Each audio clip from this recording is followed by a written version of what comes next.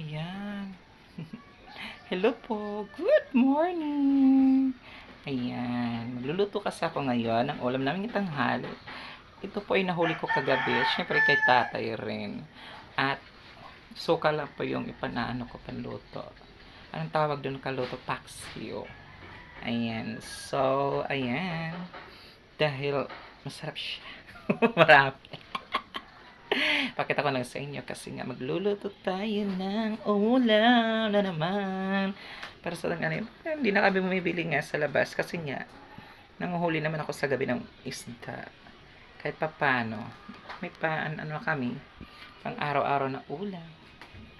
Diba? Sipag-sipag lang. May ulam ka rin.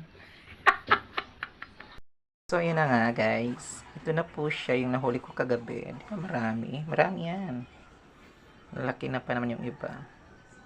Tapos yung pugot, isasama ko tas yung bagulan. Ayan, may budlis pa yan guys. Tapos yung mga ito, dagtag. Isasama ko na rin yan para pagluto. Last video ko na to guys, kasi sira na yung charger ko, di dumadara na. Ayan.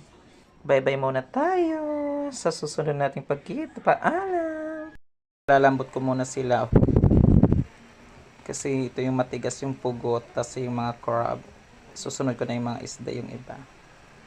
Lagyan na natin lahat dito. Patay. May katuhay.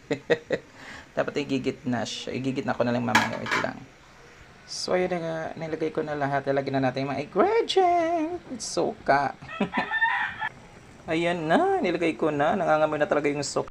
Guys, libas. Kumuha rin ako ng libas na fresh. Ilalagay natin sa paksiw para mangasim talaga ng bonggang. Para pagkain mo maya para ka ng may asin kakilig. Luto na!